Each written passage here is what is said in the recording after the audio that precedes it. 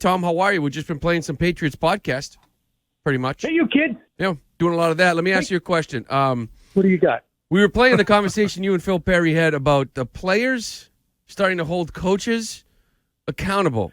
I find that amazing with a Bill Belichick football team that 15 weeks in, the players are kind of throwing their hands up like, okay, what? That's it. We got to start holding them accountable. Is that a problem? It is jaw-dropping. Yeah. And it was interesting because we had Castle on. I'm not sure if you're listening to today's version, if it's out yet, but in that, Castle was saying, look, why did it take this long? Yep. And my answer to Matt was, well, it's Bill Belichick. If you're a second-year free agent with the team like Kendrick Bourne or a second-year quarterback, and Bill Belichick at 70 with 9 Super Bowl appearances and 6 Super Bowl rings tells you, I got it. You believe you got it. It only is after a litany of weeks upon weeks in which the offense is stagnating and the same mistakes are being made on the offensive line and the same alignment and pre-snap issues are being committed, and there's disengagement, it seems, among offensive linemen and disconnection in the play calling and where guys end up, that you start to say, okay, you know what? I thought that our quality control was a little higher, but it's not, so now I'm going to pipe up. And it's beyond eye-opening to me. The thing I feel like there is good news. I think the good news is, like, listen to Matthew Slater and listen to what Matthew Slater is talking about Devin McCourty as far as, like, almost empowering, begging maybe, like, you know, Mac Jones to be the vocal disciplinarian, the guy that holds everybody accountable, thus, like, being more vocal, like more of what we saw last week. I feel like that is probably the best sign that I think they got a chance at the playoffs. What do you think? Especially in the context of they understand what the storylines are. I don't care if they're in Arizona. They know what we talked about all week long. They understand the context of the conversation, which is Mac flipped out on the sideline again. And if they're saying, do what you got to do to help us to be a better team, because for both of us, God, think about it, Christian, for both of them, it could be their last year in the NFL. They don't want to be done January 8th. Exactly. So, yeah, I think it is a good thing. Now, are you trying to get blood from a stone? Is Matt Patricia just at his 2022 ceiling? This is as good as it's going to get in terms of play calling? Or can he get some guys back on the offensive line and have execution improve to a point where they can be a team that gets all the way up to 3 touchdowns offensively in one single game?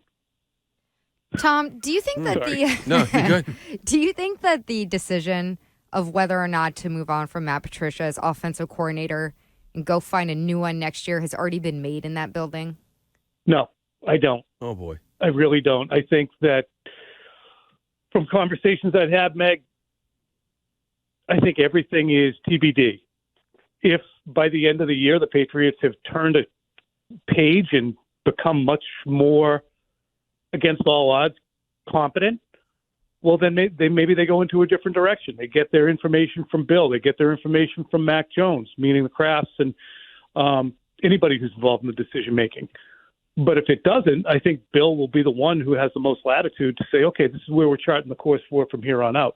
Now, if charting that course says, yeah, we're basically going to keep it the same and not bring out any outside ideas, and we just think we were snake bit here a little bit, I think there might be pushback from ownership.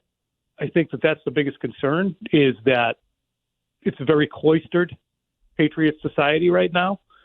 And when you think about it, some of the biggest voices in it are people who are retreads, who are being relied upon, who are not even being paid by the team right now completely. You know, Joe Judge and Matt Patricia are both collecting from their former head coaching jobs. So to me, the world has to be opened up to new and fresh ideas. And I would imagine that Bill Belichick will probably do that if it keeps going the way it's been going. We're talking to Tom E Curran, NBC Sports Boston. On that, Tom, we were just talking about this team. Like, is it, you know, should you be rooting for them to make a playoffs if you want change, right? Because it's so easy. Listen, they made the playoffs the last 2 years, you know, and everyone's overblowing the whole situation with Matt Patricia. It's a playoff team. You guys are overreacting. Mm-hmm. Like, is that, like, have you thought about that side of it? Like, do they need to miss the playoffs to actually realize that it didn't work?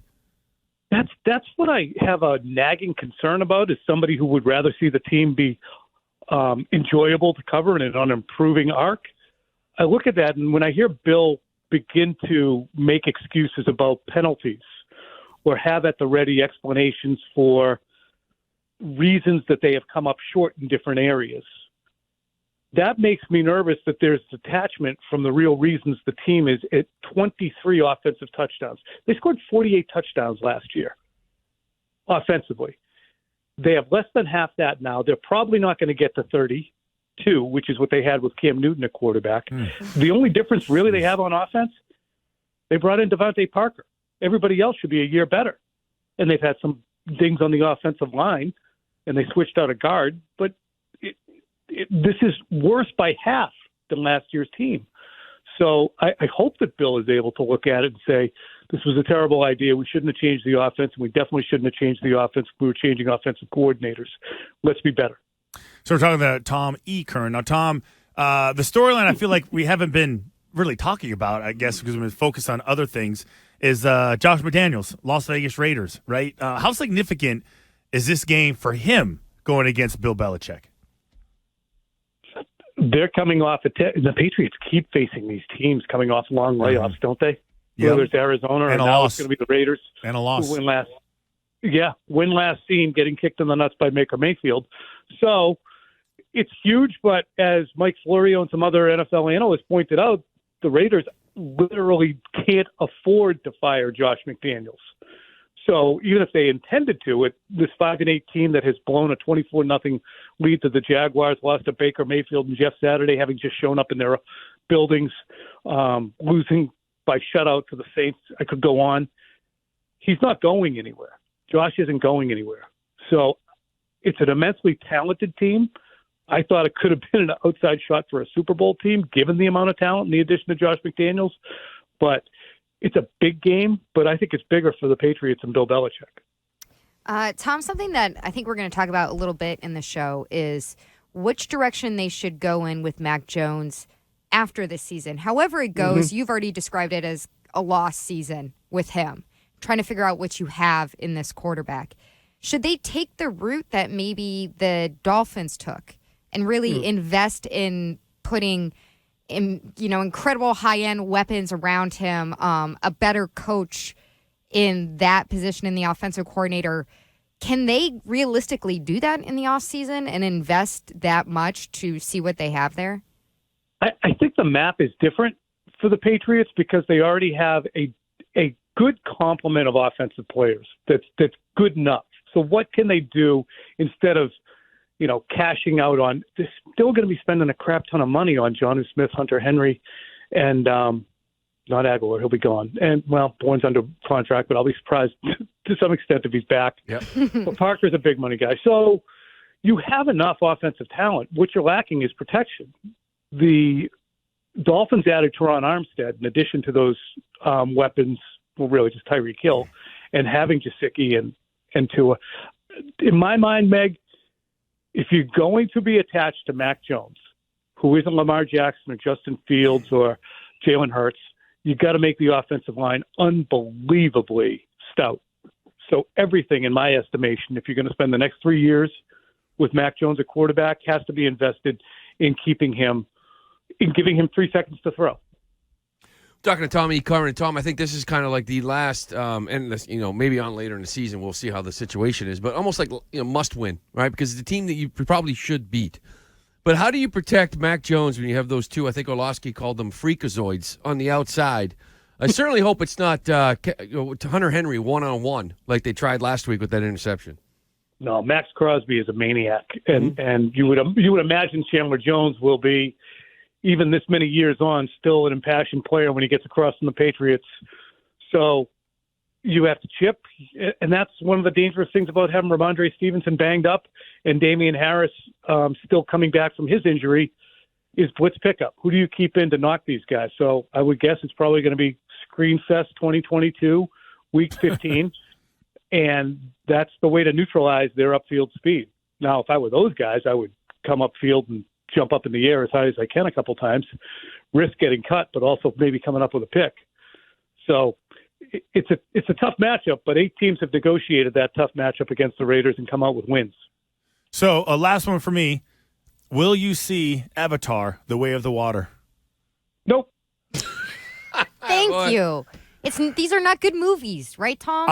It's getting really good reviews, and it's Avatar: Way of Water, not Way of the Water. It's Way of Water. My guess is it's probably another one of those humans are evil movies made by humans for humans.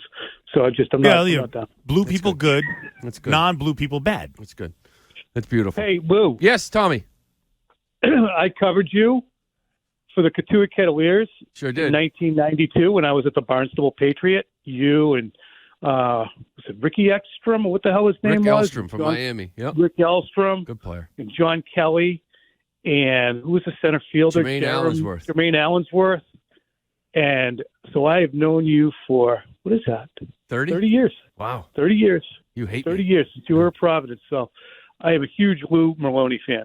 So Appreciate enjoy it, buddy. everything I get a chance to do with you. All right. Well, appreciate it. I'll probably see you over there tonight. All right, I'll be Dan. over there. All right, buddy. Hey, it's Bye, man. Tommy Curran. He's our guy. Appreciate it, pal. Have a good one. All right. There you Bye. go.